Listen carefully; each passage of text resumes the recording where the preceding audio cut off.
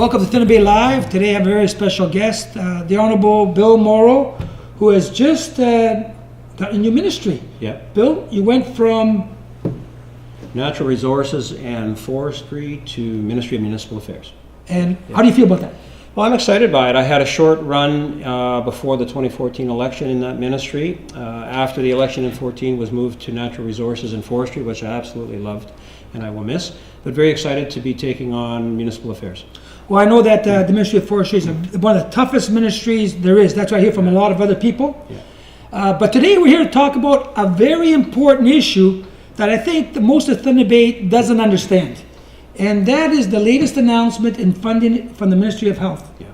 Bill, you want to explain to the people out there what that's all about, Yeah. how it impacts us? Yeah, thanks, Aldo. This is very big for Thunder Bay on a variety of levels. We announced, I guess it's 1 or 2 weeks ago now, that Bethammi will be staying open, of course managed by St. Joseph's Care Group on behalf of the province. They do a fantastic job. They're a great partner for us in the community. But we've announced an increase in the complement of 150 permanent long-term care beds in the city of Thunder Bay. That's composed of about 40 interim beds that will now become permanent, as well as about another 110 or 115. So we're increasing our complement by about 150 beds. Of course, this is huge for the city, and it will, of course, mean reduced pressure on the alternate level of care population at Thunder Bay Regional Health Sciences Centre. So it's big on a variety of levels. We'll be moving people out of acute care beds, relieving that pressure, and getting them appropriate care in the appropriate place. Okay, Bill, I want to simplify it even more. Yeah. How does it affect me? Like the person out there is thinking, how is this announcement affecting me and my family? Well, the healthcare system is very integrated, and if there's a problem in one area, it will affect the other. So we know that we have an aging population.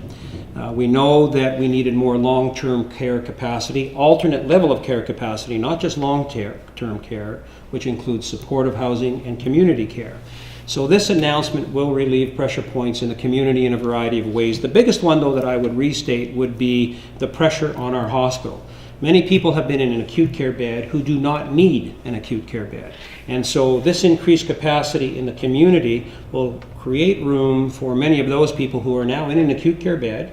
It will get them into a long-term care bed, which is where they should be, appropriate care for them, and it will relieve that pressure and provide more capacity for the hospital. Okay, so my understanding, and correct me if I'm wrong, at the hospital, there's been probably 60 to 80 beds at particular times that were occupied by seniors who should have been in a senior home. Exactly. But there was no room. Exactly. So this announcement now says we could take those 60 to 80 people out of the hospital, put them in this facility, and when you say Bethammi, you're talking about the St. Joseph Heritage Facility, and put those people there to free up 60 to 80 beds at the hospital. So the number of ALC in the hospital is always a moving target. It can be as low as What's 30 ALC? alternate level of care, which encompasses long-term care, supportive housing, community care, people who should be receiving that kind of care and not an acute care bed.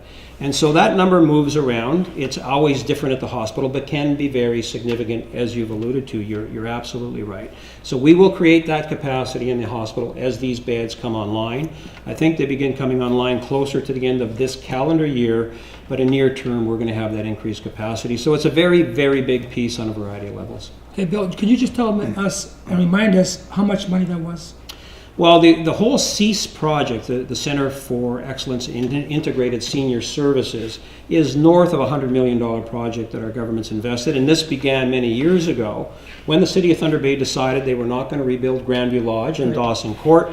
That created a 300-bed hole for the city. We moved very quickly to ensure that that capacity would remain. This builds on that capacity. And that whole project, which is called Hogarth Riverview Manor, now down on Lily Street, where Grandview Lodge was. That project there represents an over $100 million investment by our government in this community. And what I would add, although if I can, we're talking about 150 more beds here today, but people don't talk also about Sister Lila Greco. We've had Sister Lila Greco open now for 2 or 3 years. That represents 132 additional beds. They're supportive housing beds.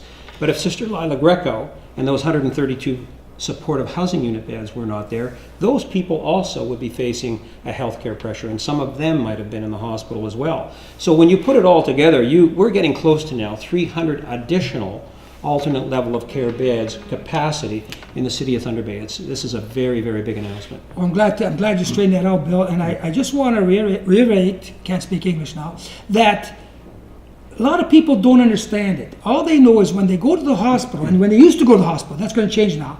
They used to be waiting there. When they finally got admitted, they said, well, there's no more beds. We have to put you in the hallway. So now, because of this, that is no longer going to happen. So if you're out there, within a year or two, how long does it take? Well, I can't say for certain Okay, that the that's problem fine. is eliminated. It's very important to know that what we're announcing is 150 long-term care beds, new incremental, because about 40 of those were already in the system. There's about 110 more to come by the end of the year. So it's going to create a lot of room. But I can't say for certainty it relieves the pressure permanently, but we believe obviously those numbers will have a major impact on the ability of our hospital to deliver the services that they're actually there to deliver. That's fantastic. Obviously, good news for Thunder Bay. We're going to get more beds, and obviously there's going to be employment opportunities for people. Yeah. Obviously, St. Joe's will have to hire more people to take care of those individuals. Absolutely. Yeah. The hospital, you don't have to worry about it because it's going to be full. Seems like we're a regional center. Absolutely. Bill, I want to thank you very much Yeah. for being here today and explain that to the people out there, because every day you hear, gridlock, this, that's, and now we got some facts out there, and I'm glad that you're here to explain it to us. Yeah. I want to remind people too that Bill Morrow, Minister Morrow, will be here many times during the year to help explain things to us in a very simplistic manner so we understand and we can get rid of all the negativity out there. Bill, thank you very much for being here today. Yeah. Always a pleasure. Thunder Bay Live. Have a great day and stay tuned. Okay. Thanks, Bill. Thanks so much. Thanks very much.